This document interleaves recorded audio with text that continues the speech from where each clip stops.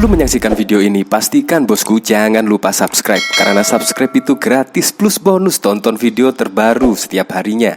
Jangan lupa ya. Ini sungguh tidak bisa dipercaya ya, karena Ade Armando malah melindungi emak-emak yang memprovokasi massa untuk meroyok Ade Armando tersebut. Nah, bahkan di sebuah video pun viral, yaitu sebelum Ade Armando dipukuli, terlihat adu mulut dengan emak-emak tersebut dan menyebut Ade Armando adalah menista agama lah, Ade Armando baser lah, dan lain-lain, sehingga mereaksi orang-orang yang di samping emak-emak tersebut. Tetapi yang dilakukan Ade Armando saat dimintai keterangan oleh pihak kepolisian, Ade Armando malah melindungi emak-emak yang tertangkap basah melakukan provokasi ke massa.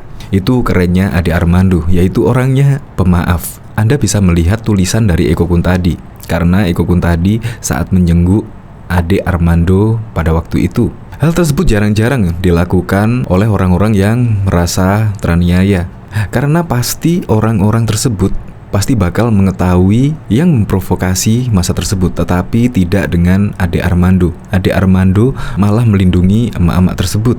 Ini dari tulisan Eko Kuntadi. Salah seorang dari mereka menanyakan, apakah ibu-ibu provokator pertama yang membawa batu juga akan ikut ditangkap? Sepertinya masih didalami.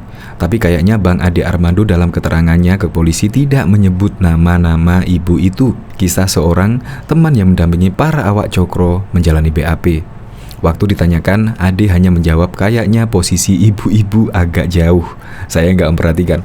Padahal kalau dilihat dari video tersebut, nampak di belakang persis Ade Armando dan meneriakkan sebuah kalimat yang nggak tahu itu apa ya. Tetapi ibu-ibu persis ada di belakangnya. Tetapi Ade Armando mengatakan saya tidak memperhatikan. Dan kayaknya posisi ibu-ibu tersebut agak jauh. Itu ujar Ade Armando. Keren loh. Jarang loh orang-orang seperti ini. Tetapi kok sebegitunya dengan Ade Armando.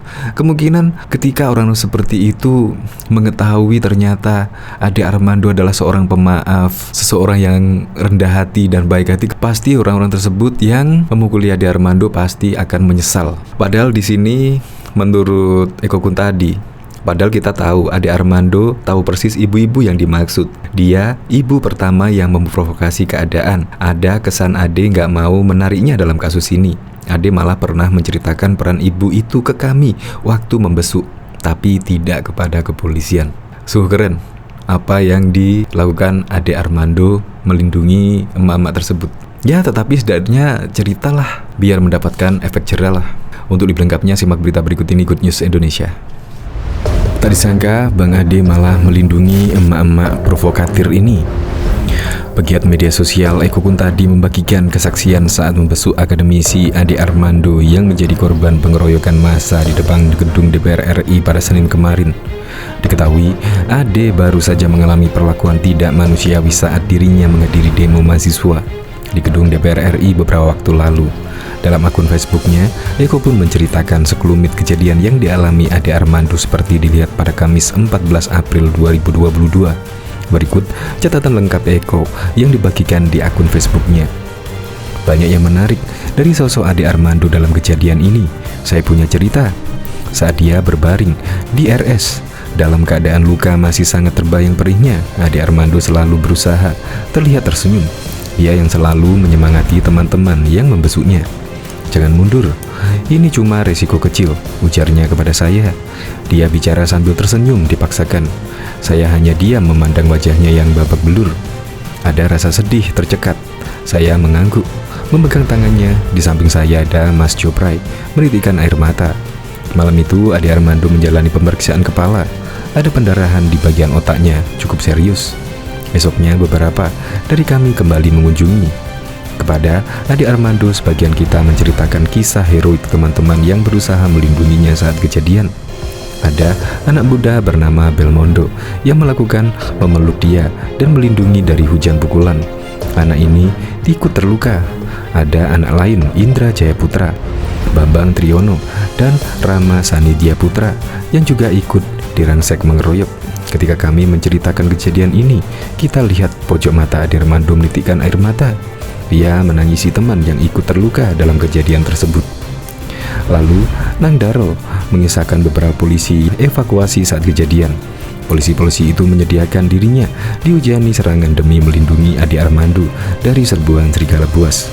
6 polisi luka serius bang. Ada yang kepalanya terkena benda tumpul, mungkin jenis besi, kisah Nong. Mendengar ada orang lain lagi yang luka pada kejadian itu.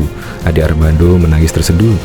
Ia menangisi orang lain yang terluka, padahal dirinya sendiri masih tergeletak lunglai. Tangisan itu membuat mesin yang tersambung ke tubuhnya bereaksi, bip bip bip. Kami langsung mengalihkan pembicaraan. Siang itu juga, sehari setelah kejadian, beberapa polisi menanyai Ade. Mereka mau mengambil keterangan dan BAP. Polisi harus bertindak cepat. Sore harinya, polisi juga mengambil keterangan dari rekan-rekan muda Cokro TV yang ada di lokasi, Bermundo, Indra Jaya Putra, dan Ilham Gunawan. Saat itu juga mereka dipertemukan dengan 2 tersangka yang sudah diamankan. Ternyata keduanya simpatisan gerombolan pengasuh agama. Kalau melacak medsos para perilaku ini, kita tahu kemana afiliasi mereka. Otak mereka sudah lama dirusak provokasi atas nama agama. Ada 4 orang lagi tersangka yang masih dalam pengejaran. Salah seorang dari mereka menanyakan, apakah ibu-ibu provokator pertama yang membawa batu juga ikut tertangkap? Sepertinya masih didalami, tapi kayaknya Bang Ade Armando dalam keterangannya ke polisi tidak menyebut nama ibu itu. Kisah seorang teman yang mendampingi para awak Cokro TV menjalani BAP. Waktu ditanyakan, Ade hanya menjawab, kayaknya posisi ibu itu agak jauh, saya nggak perhatikan. Padahal kita tahu, Ade Armando tahu persis ibu-ibu yang dimaksud. Dia ibu pertama yang memprovokasi keadaan. Ada kesan Ade nggak mau menceritakan dalam kasus ini. Ade malah pernah menceritakan peran ibu itu ke kami waktu membesuk, tapi tidak kepada polisi. Kepada polisi, Ade hanya bercerita dia terjatuh dan gak ingat sosok ibu itu. Bang Ade terkesan mau melindungi ibu itu. Dia tidak banyak menceritakan peran ibu itu ke polisi. Bahkan terhadap pembencinya, Bang Ade masih memikirkannya. Mewek aku, kisah Susi, Rizky menceritakan keadaan. Mungkin saja di kepala Ade Armando mencaci dirinya seperti yang dilakukan ibu itu. Arena demi kemarin bukan sebuah kesalahan. Meskipun kita yang menonton video kejadian menganggap ibu itu provokator. Saya kenal Ade Armando, pendapat-pendapat memang garang. Ia kekeh pada pemikirannya, tapi rasa kemanusiaannya luar biasa. Ia seorang dosen sejati, berusaha selalu membimbing anak-anak muda. Ia selalu ikhlas berada di depan, membela orang yang dianggap perlu dibela. Jika Cokro kedatangan tamu yang mengadukan keadaan, kami selalu serahkan kasusnya ke Bang Ade. Ada saja yang datang, korban kekerasan rumah tangga, korban penipuan, PHK, penggusuran, bahkan kalah tender proyek. Ada, Ade Armando selalu serius membela mereka sebisanya. Bahkan pada beberapa kasus ia terlihat sangat naif, hanya karena ia mudah berempati pada kesedihan orang lain. Malam sebelum kejadian, saya masih menikmati fast food yang sering dipesannya untuk berbuka. Ade Armando memang penggemar fast food. Itulah yang selalu jadi bahan ledekan kami di Cokro. Bang Ade kalau soal selera makan berubah jadi anak kecil. Hahaha. Seperti diketahui, sosok seorang emak-emak dalam foto insiden pengeroyokan terhadap Ade Armando saat demonstrasi ricuh di gedung DPR pada Senin 11 April menarik perhatian warganet setelah viral di media sosial. Warganet menganggap perempuan yang identitasnya belum diketahui itu sebagai salah satu provokator dan meminta polisi untuk segera menangkap. Siapakah mama ini yang juga salah satu provokator pemukulan? Sekalian mama ini angkut bapak-bapak. Tulis akun Hell Angel Ribbon dalam posting sebuah Instagram. Dalam foto tersebut terlihat seorang perempuan berkacamata hitam dengan jilbab berwarna pink mengenakan masker yang terlepas dari mulutnya. Dia tampak seperti berteriak sementara massa menganiaya Ade Armando. Foto itu mendapat respon dari warganet yang menganggap mbak-mbak itu memprovokasi pengeroyokan terhadap Ade Armando.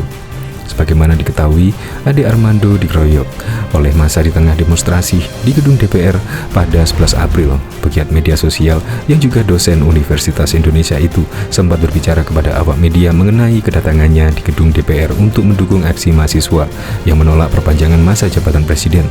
Saya tidak ikut demo, saya mantau dan ingin mengatakan saya mendukung, kata Ade Armando kepada wartawan. Dari informasi yang dihimpun, awalnya Ade adu mulut dengan massa yang tidak dikenal. Kemudian sejumlah orang yang berada di dekat lokasi langsung mengeroyok Ade. Melihat insiden itu, polisi bertindak dan mengevakuasi Ade Armando ke tempat aman, sementara sebagian massa masih berusaha mengejarnya.